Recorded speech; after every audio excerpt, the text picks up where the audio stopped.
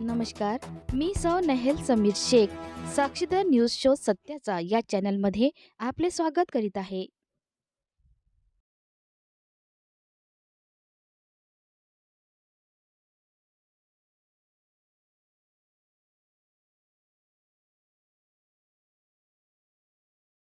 का तुम्ही एक हातात फिरताय नाही खात.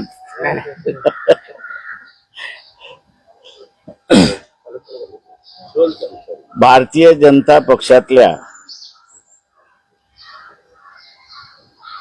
नेत्यांनीच आता त्यांचं भिंग फोडण्याची कार्यक्रम सुरुवात केलेला आहे.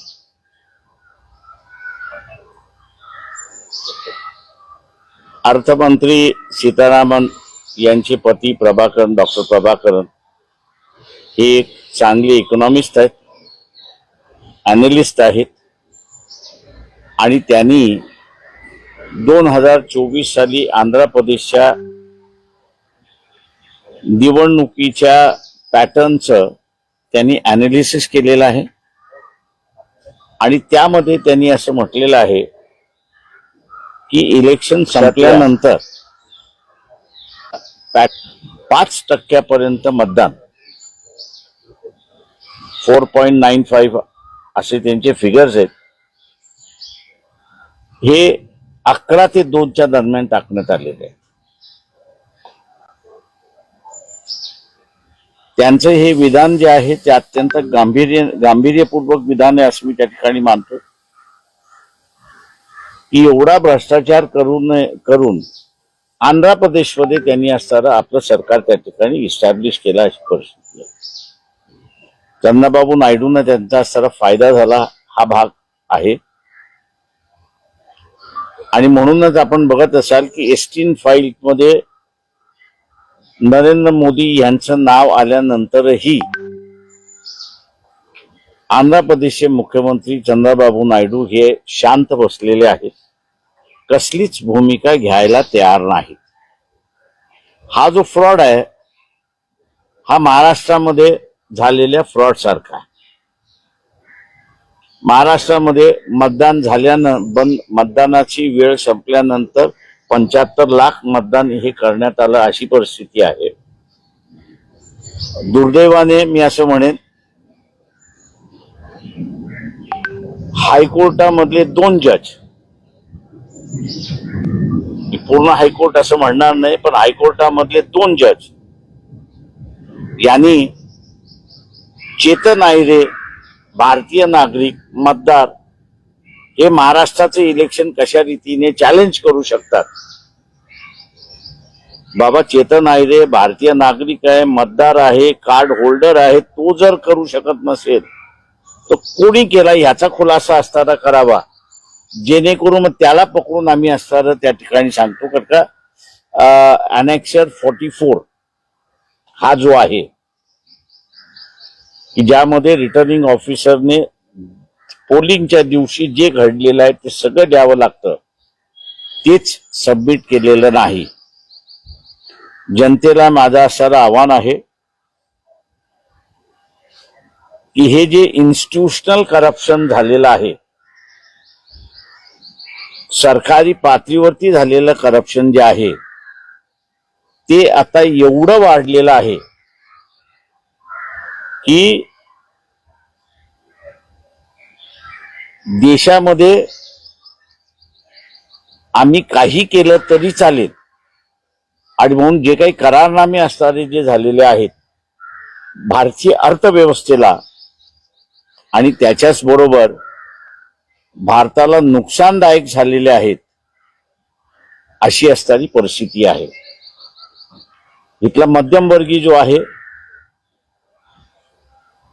जो स्वतःच्या कुटुंबामध्येच फसलेले असं मी त्याला म्हणतोय, देश सुरक्षित तर कुटुंब सुरक्षित हे आपण लक्षात घ्या. त्याच्यामुळे मध्यम वर्गाने कुटुंबाला जसं आपण सुरक्षित करतो तशा रीतीने देशालाही सुरक्षित आपण केलं पाहिजे. आणि त्यासाठी जसं अमेरिकेमध्ये डोनाल्ड ट्रम्पच्या विरोधात नो किंग,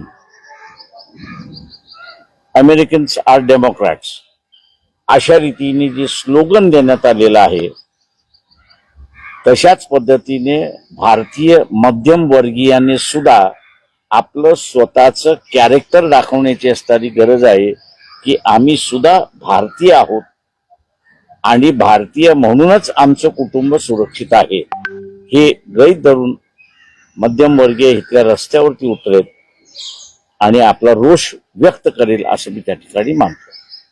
आपण आता विचार. सर म्हणजे 2024चा जो मॅन्डेट होता तो इलिगल आणि इलिगल आहे, अनकॉन्स्टिट्युशनल आहे, फॅब्रिकेटेड आहे आणि आम्ही राहुल गांधींना असं म्हणतोय की त्यांनी जे वोट चोरी झालेली आहे जे म्हटलेलं आहे त्यांचं आंदोलन बरोबर आहे, मी नाही असं म्हणत नाही, परंतु जे काही मतदार कापल्या गेलेले आहेत किंवा ज्यांची नावं वगळल्या गेलेली आहेत त्यांनी कुठल्या तरी एका प्रभागाचं जर एवढी नावं होती, एवढी नावं वगळण्यात आली आणि त्याच्यापैकी एवढी माणसं त्या ठिकाणी अस्तित्वात आहेत हे जर दाखवून दिलं असतं तर त्यांच्या आंदोलनामध्ये वजन आलं असतं असं मी त्या ठिकाणी. आम्ही त्यांना असताना म्हणतोय की ही आकडेवारी आलेली आहे,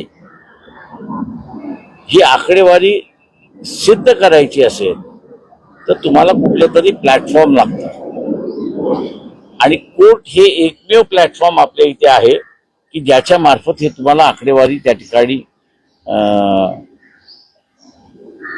सिद्ध करता येते की अमुक अमुक प्रकार त्या ठिकाणी घडलेला आहे म्हणून लोकांनी त्याच्यावरती विश्वास ठेवू दे हे आपल्याला त्या ठिकाणी सांगता येतं. दुर्दैवाने मी असं म्हणेन की राहुल गांधी किंवा मल्लिकार्जुन खरगे या दोघांनी अजून असं या बाबतीत गांभीर्याने विचार केलेला नाही. त्यांनी गांभीर्याने विचार करावा अशी असणारी परिस्थिती आहे असं मी त्या ठिकाणी मानतो. या प्रेस कॉन्फरन्समध्ये प्रियदर्शी तेलंग हे केंद्रीय समितीचे असणारे सदस्य आहेत, जनरल सेक्रेटरी आहेत, तर त्याच्याच बरोबर या ठिकाणी तायडे पुणे शहराचे अध्यक्ष आहेत. आपण आता विचार. सर आपण काही कायदेशीर लढाई लढणार आहात या संदर्भात निवडणूक आयोगाला पत्र वगैरे? ते आम्ही आता असणारं जे आहे ज्या 2 जजेसनी पत्र दिलं म्हणजे निर्णय दिला आणि चेतन आयरे हे चॅलेंज कसं करू शकतात त्यालाच अनुसरून चेतन आयरे आता त्या दोन्ही जजेसना एक पत्र लिहिणार आहेत की मी भारतीय नागरिक आहे, मी मतदार आहे, मी जे काही मुद्दे उपस्थित केले होते ते मुद्दे सेक्शन 100 हा रिप्रेझेंटेशन ऑफ पीपल्स ऍक्ट आहे त्या कायद्याच्या चौकटीत बसत नाही आणि तो कायद्याच्या चौकटीत बसत नसल्यामुळे रिट पिटिशनचे मला दुसरा मार्ग नाही. आपण असणारा मी पेटिशनर होऊ शकत नाही आपण जे म्हटलेलं आहे तेव्हा अशा व्यवस्थेमध्ये कोण पेटिशनर होऊ शकतो याचा असणारा खुलासा ते ऑनरेबल जज पुढे लॉर्डशिप पुढे मागणार आहेत. त्यांनी ते ड्राफ्ट केले, मला वाचायला दिलं होतं, अजून ते काही मी वाचलेलं नाही पण त्याचा आशय मला त्यांनी सांगितला होता. कदाचित या 8-10 दिवसामध्ये त्यांचं हे पत्र दोन्ही लॉर्डशिप्सकडे जाईल अशी अपेक्षा आहे आणि अशा व्यवस्थेमध्ये इतर वकिलांना सुद्धा त्याच्यातला फायदा होईल जर लॉर्डशिपनी असे पिटिशन्स कोण दाखल करू शकतं याचं जर त्यांनी मार्गदर्शन केलं तर मला वाटतं इतर वकिलांना सुद्धा त्याचा फायदा होईल असं मी त्या ठिकाणी मानतो. महाराष्ट्राच्या विधानसभेचा सुद्धा जो मॅन्डेट आला होता तो सुद्धा इलिगल पूर्णपणे इलिगल आहे. पण साहेब आयोग या गोष्टी मानायला तयार नाही, सातत्याने आपण बघतो. आयोग मानायला तयार नाहीत ही वस्तुस्थिती आहे, परंतु कोर्ट ज्याच्यामध्ये असं म्हटलेलं आहे की फ्री आणि फेअर इलेक्शन हा संविधानातला बेसिक फीचर आहे आणि ज्यावेळेस इलेक्शन कमिशनच स्वतःहून लिहून देतं की आमच्याकडे रिटर्निंग ऑफिसरचा प्रफॉर्मा जो आला पाहिजे होता तो आलेलाच नाही, त्यावेळेस कोर्टाने टेक्निकल मुद्दा बाजूला ठेवून इलेक्शन कमिशनला विचारलं पाहिजे की एक तर तुमच्याकडे माहिती नाही आणि माहिती नसताना आपण कसं म्हणताय की हे फ्री अँड फेअर इलेक्शन झालेलं आहे, कुठच्या आधारे म्हणताय. हा जर प्रश्न कोर्टाने इलेक्शन कमिशनला विचारला असता तर माझ्या अंदाज दूध का दूध आणि पाणी का पाणी त्या ठिकाणी झालं असतं. तर दुसरा एक विषय आहे, मुंबई मनपाच्या शाळांमध्ये ईश्वरी पेडणेकर यांनी मनाचे श्लोक जे आहेत ते अनिवार्य केलेले आहेत आणि त्यांचं म्हणणं आहे की बाबासाहेब आंबेडकर यांच्यावरील लहानपणी मनाच्या श्लोकांचा परिणाम होता. आता कोणाला काय पचवायचं असेल ते बाबासाहेब मिळालेले आहेत. फक्त एवढंच आहे की हा त्यांचं संशोधन जे आहे ते कुठल्या पुस्तकात त्यांना हे संशोधन झालेलं आहे त्याचा त्यांनी खुलासा केला. 2 दिवसांपूर्वी देखील शरद पोंक्षांनी जे काही विधान केलं मनुस्मृतीबाबत त्यावरती आपली काय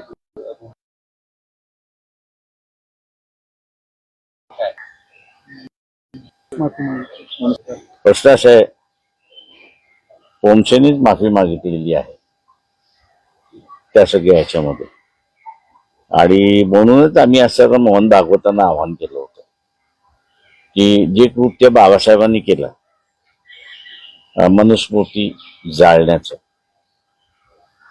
त्यांनी हिंदू धर्माला त्यावेळेस काहीही टीका टिप्पणी केली नाही, पण सामाजिक व्यवस्था ही मनुस्मृतीवरती आधारित आहे आणि ती अमानवी आहे हे जसं दाखवून दिलं तसं आमचं म्हणणं आहे मोहन भागवतांनी सुद्धा एकदा त्या मनुस्मृतीचं दहन केलं तर हे भांडण कायमचंच मिटेल.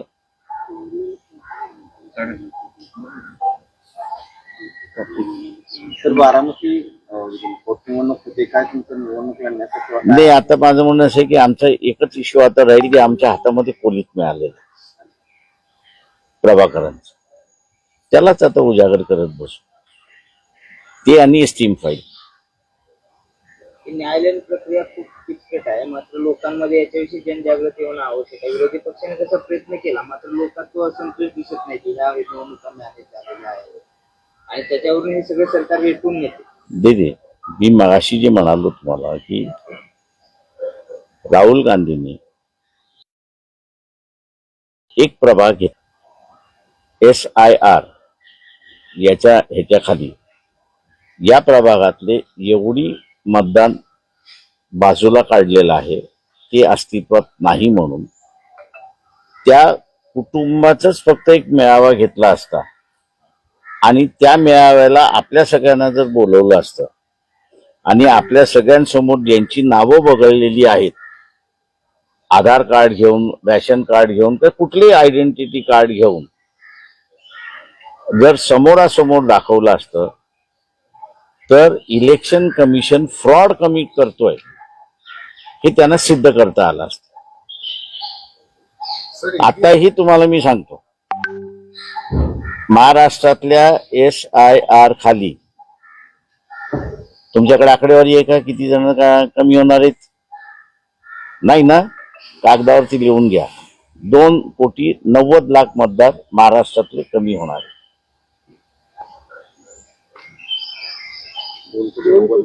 2,90,00,000. त्याच्यापैकी एकनाथ शिंदे यांच्या मतदारसंघामधले कमीत कमी 2.5 लाख त्यांचे जे खासदार आहेत आणि आमदार जिथे जिथे आहेत तिथे 30,000. 2,90,00,000 साहेब तुम्ही म्हणताय, यामध्ये अल्पसंख्याक मायनॉरिटीज आहेत का ओव्हरऑल काय फिल्टर केलं त्याच्यामध्ये? आता माझं म्हणणं असं आहे की राहुल गांधींनी ते काम करावं ना, त्यांना अगोदरच माहिती मी दिलेली आहे. त्यांनी आता त्यांच्या काँग्रेस पक्षाच्या कार्यकर्त्यांना लावावं त्या ठिकाणी की SIR खाली जे वगळण्यात आलेली आहेत त्यांची लिस्ट आपल्याला मिळते, त्या लिस्ट पैकी त्यांनी असणारे एक प्रभाग धरावा, त्या प्रभागामध्ये असताना जे नावं वगळलेली आहेत, तुम्हाला त्यांचे असणारे पोस्टल ऍड्रेस मिळतं, ते शोधून घ्यावं आणि त्या सगळ्यांना एका ठिकाणी बोलवावं आणि सगळ्या प्रेसला बोलून हे जिवंत आहेत, ह्यानं वगळलं कसं एवढं सांगावं. मग SIR एक षडयंत्र असं म्हणावं लागेल. SRA is a biggest fraud. Election कमिशनचं सगळ्यात मोठं फ्रॉड आहे ते, की त्यांना जी मतं मिळत नाहीत, ते रिलिजियस बेस नाहीये, त्यांना जे मतदान करत नाहीत त्यांची नावं उडवण्याचं असणारं एक ज्याला आपल्याला म्हणता येईल यंत्रणा त्यांनी शोधून काढलेली आहे. दुर्दैवाने मी असं म्हणेन की सुप्रीम कोर्ट सुद्धा त्या फ्रॉड मध्ये अडकलेला आहे.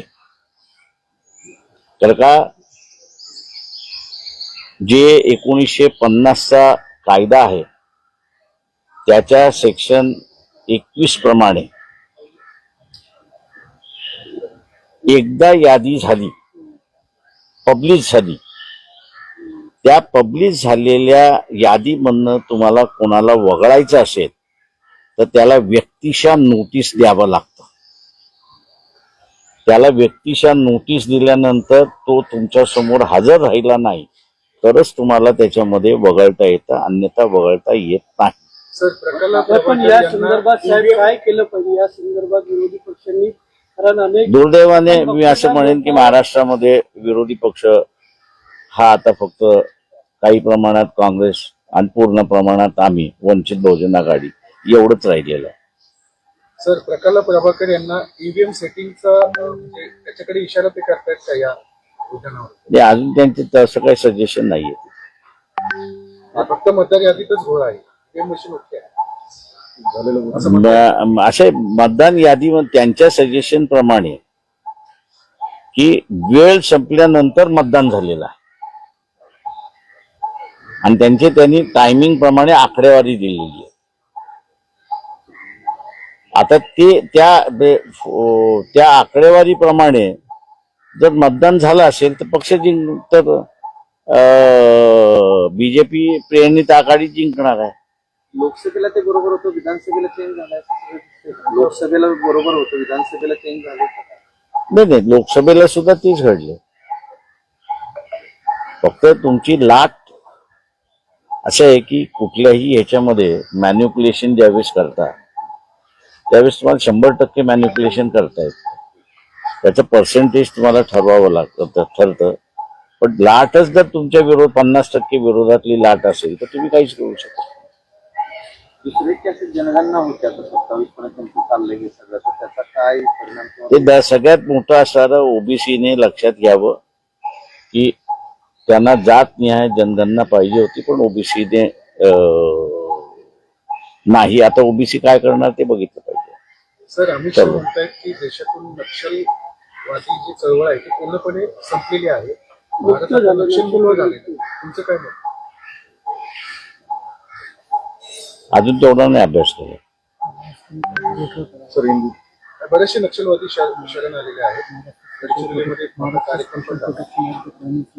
तर नक्षलवाद संपला असं त्यांचं विधान आहे. तुमचं काय मत? एक फक्त त्याचा मापदंड सांगतो आपल्याला. नक्षलवादाच्या संदर्भातला एक कायदा आलेला आहे. शासन म्हणत असेल की नक्षलवाद संपला असेल तो कायदा विड्रॉ करून टाकावा, रद्द झाला म्हणून सांगावा, म्हणजे मग लोक विश्वास ठेवतील. हे ट्रम्प सारखं बोलणं झालेलं आहे. थँक्यू. नाही हा चुकार इलेक्शन कमिशनला पत्र पाठवलं, त्यानंतर प्रफुल्ल पटेल त्यांच्या कार्यकारी अध्यक्ष म्हणून त्यांचं पद होतं, त्याच्याबाबत साशंकता व्यक्त केली जाते. अर्थात त्यांच्या पक्षाचा तो वाद आहे.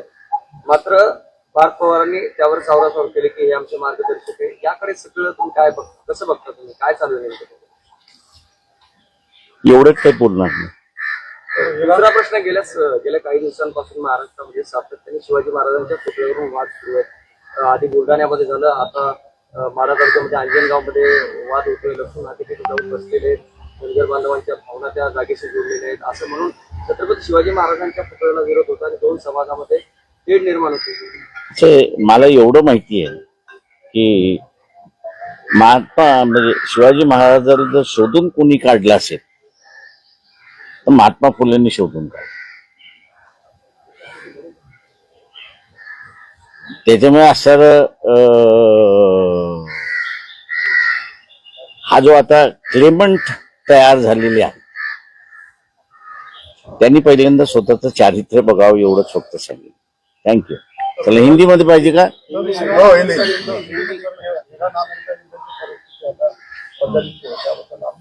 हा ही हिंदीमध्ये देतो, मग तुम्हाला देतो त्याच्यावर. आपलं वाटतं हिंदी व्हायचं. हाँ। भारतीय जनता पार्टी के अभी कुछ सदस्य जो है